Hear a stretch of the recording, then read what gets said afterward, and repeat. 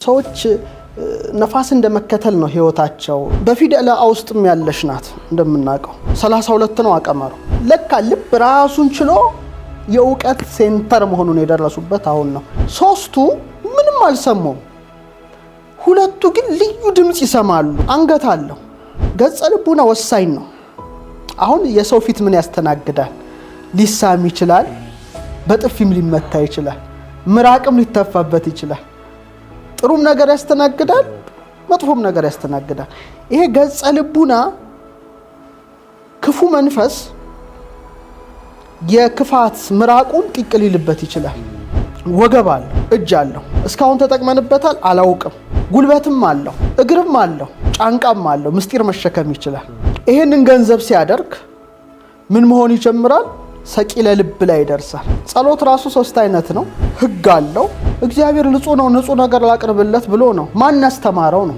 ብዙዎች እየተከተልን ያለነው ልባችንን ነው ወይስ ሐላፊውን ወረቀት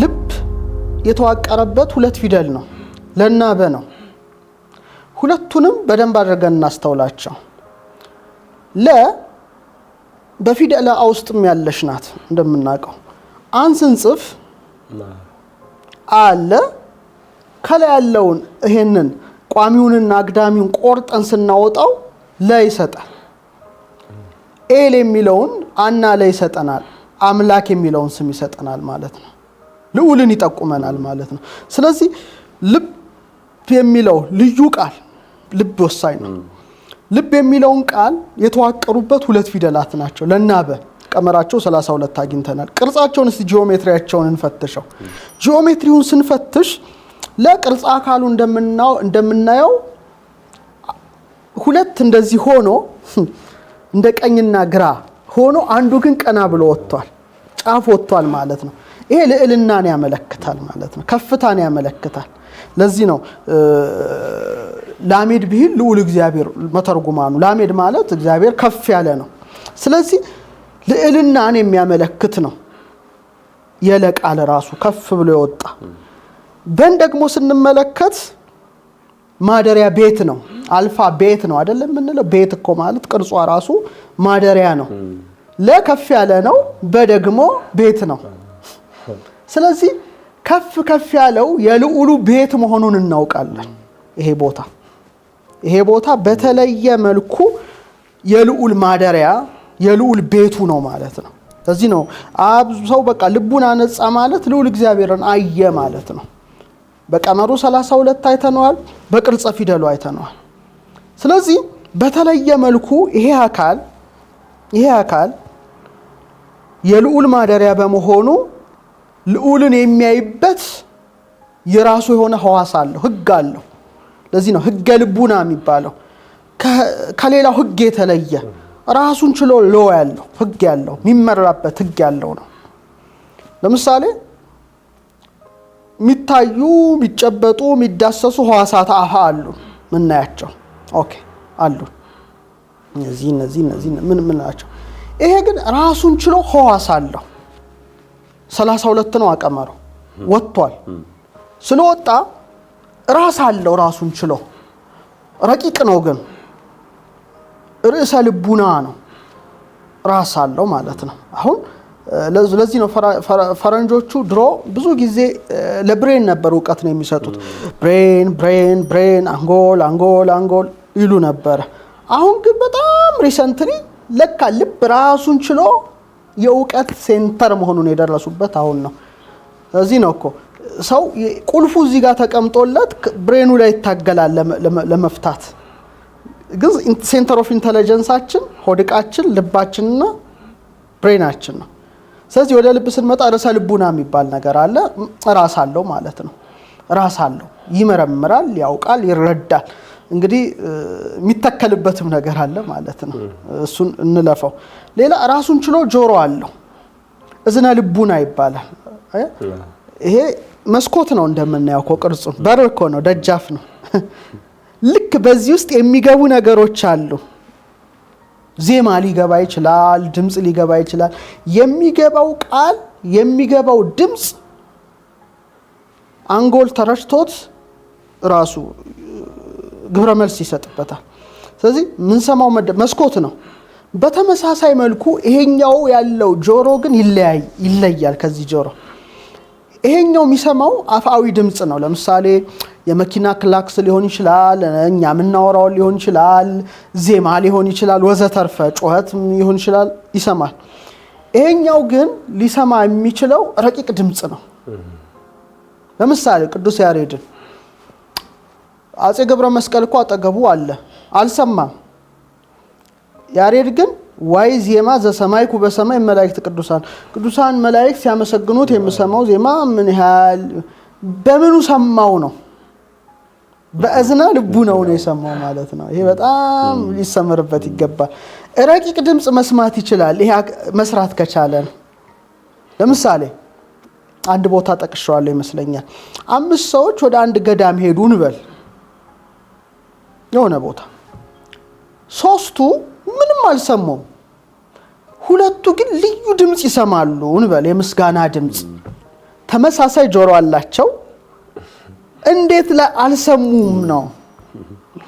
ስለዚህ ልዩነቱ ምንድነው? የሁለቱ ጆሮ ተከፍቷል፣ ግን የልቡና ጆሮ ነው የተከፈተው። ያን ድምጽ መስማት ይችላሉ ነው። ሰው ሊሰማው የማይችለውን ነገር ሊሰማ ይችላል ይሄ ልብ።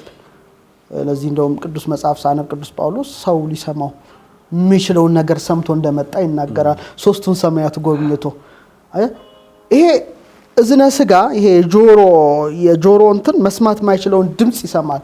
ራሱን ችሎ ህግ ነው ማለት ነው። በፊደል ለሚመራ ነው። ለ ብለናል፣ ዕውቀት ነው፣ ልብ ነው ብለናል። ሌላ አይን አለው። አይኑ የሚገርም አይን ነው። አዕይንተ አልባብ ነው የምንለው። አይኖች አሉት። እንደውም አንድ አይደለም እኮ አዕይንተ አልባብ አይኖች አሉት። ለምሳሌ የልቡናህን አይኖች ያብራል ተብሎ አንድ ሰው ያብራ አዕይንተ አልባቢ ከተብሎ ቢመረቅ ትልቅ ምርቃት ተመረቀ ነው። ይሄ ከበራ ረቂቁን ነገር ማየት የመቻል አቅም አለው። ለምሳሌ ብሄሞትን አዩ፣ ሌዋታንን አዩ፣ አድማስን አዩ፣ ናጌብን አዩ ሲባል እኮ በዚህ አይን አይደለም። ይሄማ ወርድ ቁመት ጥልቀት ያለው ነው፣ ምንም ሊያይ አይችልም። ግልጽ ነው። አዕይንተ ልቡና ግን ረቂቅ ስለሆነ ረቂቁን ነገር የማየት አቅም አለው።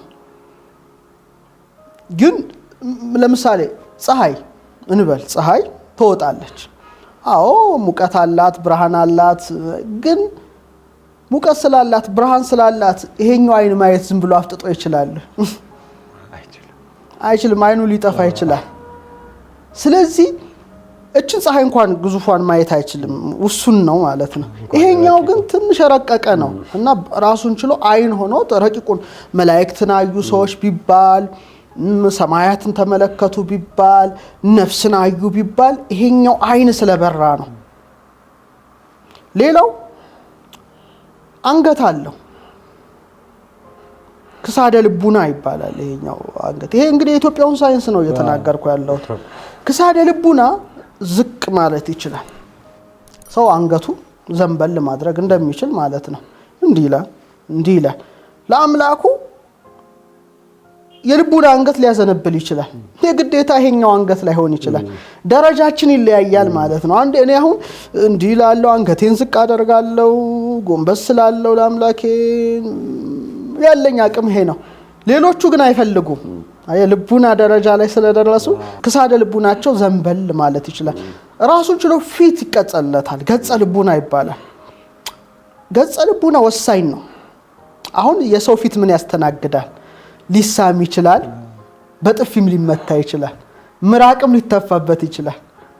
ጥሩም ነገር ያስተናግዳል፣ መጥፎም ነገር ያስተናግዳል። ይሄ ገጸ ልቡና ክፉ መንፈስ የክፋት ምራቁን ጢቅ ሊልበት ይችላል። ምክሩን ነው ያልኩት። ይሄ የሚታየው ማቴሪያል ምራቅ አላልኩም። ምራቀ ምክር ጢቅ ሊልበት ይችላል፣ ያበቃለታል ማለት ነው። በጥፊ ሊመታው ይችላል፣ ገጸ ልቡናው ሊደበድበው ይችላል። ያን ጊዜ ጨለማ ነው የሚሆንበት ማለት ነው። ስለዚህ መጠንቀቅ ያስፈልጋል። ይሄን ፊት ማስመታት አያስፈልግም። ሌላው ወገብ አለ፣ ወገበ ልቡና ይባላል።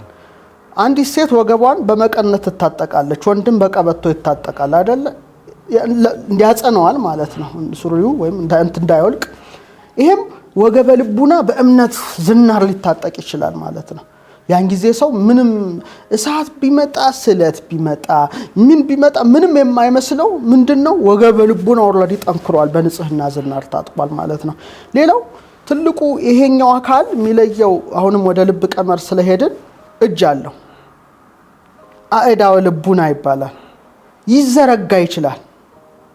ሰዎች ትንሽ በስሪዲ ውስጥ ስለምንመላለስ እንጂ ይሄ አእዳው ልቡና እጅ ቢታሰር ሰው ይታሰራ ምንድነው ትርጉሙ? እጅ ታሰራ አልታሰራ የልቡና እጅ መዘርጋት ይችላል ማለት ነው።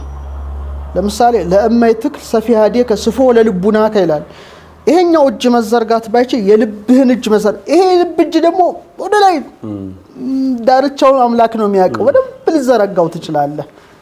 እስካሁን ተጠቅመንበታል አላውቅም፣ ግን ራሱን ችሎ እጅ አለው፣ ጉልበትም አለው። አብራ ከልብ ነው፣ ይንበረከክ ይችላል። ለምሳሌ ፈጣሪያችን መንፈስ ነው፣ የሚሰግዱለትም በመንፈስ ነውና የታሰረ አልታሰረ እኛ ስጋ ላይ ስላለን እንወጣለን ወርዳለን ስጋን ለማድከም አየህ እዚሁ ስጋ ላይ ነና ገና እኮ ስጋችን እንዲደክም እንሰግዳለን።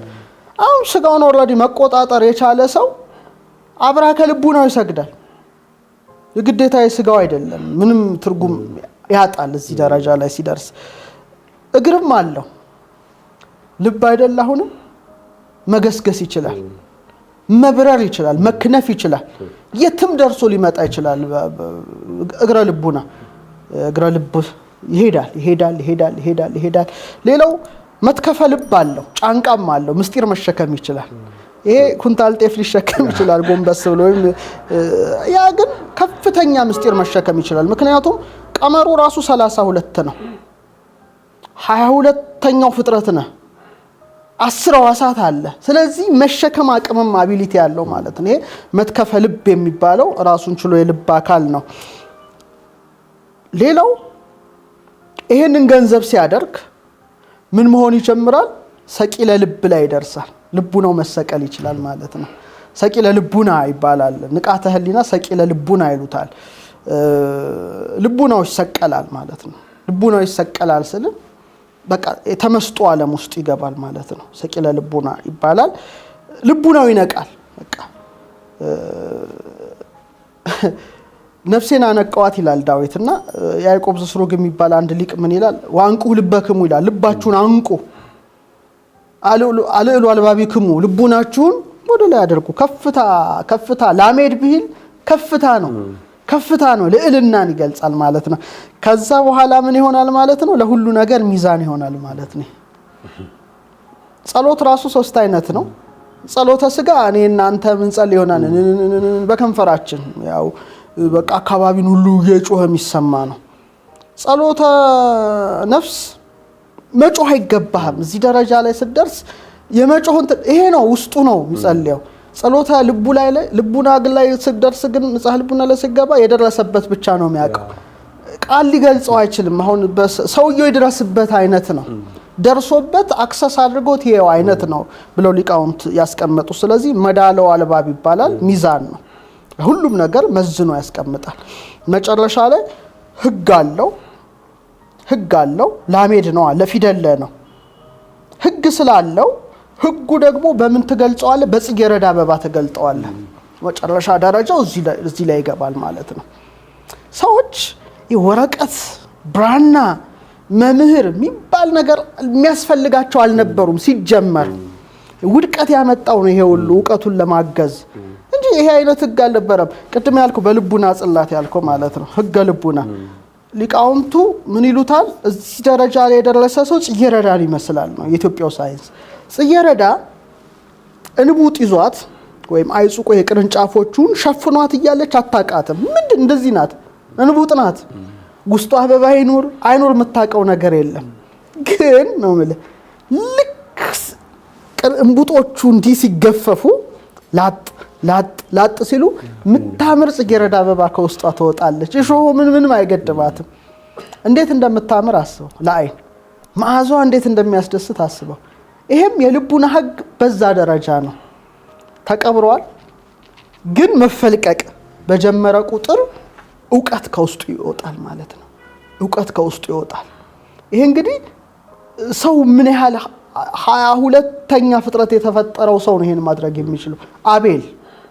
አቤል ጥሩ ነገር ለእግዚአብሔር መስዋዕት አቀረበ አይደል? በግ ቀንዱ ያልከለከለው፣ ጥፍሩ ያልዘረዘረው፣ ጸጉሩ ያላረረው ዓመት የሆነውን ጠቦት ሰዋ። እግዚአብሔር ንጹህ ነው፣ ንጹህ ነገር ላቅርብለት ብሎ ነው። ማን ያስተማረው ነው? አዳም አስተማረው እንዳንል አዳም በድሏል። መጻሕፍት አነበበ እንዳንል መጻሕፍት አልተጻፉም። አስተማሪ ሰማ እንዳንል መምህር አልነበረም። ከምን አወቀው? ልቡ ነው የትልቁ ቀመር። እዚህ ውስጥ እኮ ነው አበቦች እንደሚፈነዱ እግዚአብሔር ንጹህ ነው የሚለውን ከልቡ ነው አመነጨ ማለት ነው። እና ይሄ ህይወት ነው። ለዚህ ነው ልብ ጋር በጣም የተያዘ። ለምሳሌ እንቁላል፣ ጫጩት የያዘ እንቁላል እንዲህ ብትመታው ጫጩቱ ሊሞት ይችላል። ከውስጥ ግን ጫጩቶቹ ሰብረው ሲወጡ ህይወት አለው ማለት ነው። ስለዚህ ይሄ ራሱን ችሎ ህግ ነው። ስለዚህ ፊደል ለ ይሄን ሁሉ የእውቀት ምዕራፍ የሚንሸረሸርበት ታላቅ ፊደል ነው ማለት ነው። ሰዎች ነፋስ እንደመከተል ነው ህይወታቸው። ልባቸውን ቢከተሉ መልካም ነው። ምክንያቱም የጥበብ መዝገብ ናት እቺ ቦታ ማለት ነው። ለዚህ ነው ጥበብ ከቀይ ዕንቁ ይበልጣል ይላል ጠቢቡና ይገርመኛል ይሄን ሳስበው። ለምሳሌ አብዛኞቻችን የምንከተለው ገንዘብ ነው፣ የተከማቹ ወረቀቶች ማለት ነውና አንድ ሰው ሲሞት ግን እገሌ የተባለው ሰውዬ በገሌ ባንክ ውስጥ ይሄን ያህል አካውንት ነበረው ተብሎ አይነገርም። ጥቅም የለውም ማለት ነው። ይሄ ወረቀቱ እስክትሞት ድረስ የሚያገለግል ነገር ነው። ከሞትክ በኋላ ምንም ትርጉም የለውም። ያከማቸው ሚሊየን ይሁን ቢሊየን ይሁን ትሪሊየን ትርጉም ቢስ ነው ማለት ነው። ይሄ ግን ጥበብን ከተከተልክ እስከ ወዲያኛው ዓለም ድረስ የሚያሻግር መስመር ነው። ይሄ በጣም ሊሰመርበት ይገባልና ብዙዎች እየተከተልን ያለነው ልባችንን ነው ወይስ ኃላፊውን ወረቀት? ይሄም ሊሰመርበት ይገባል።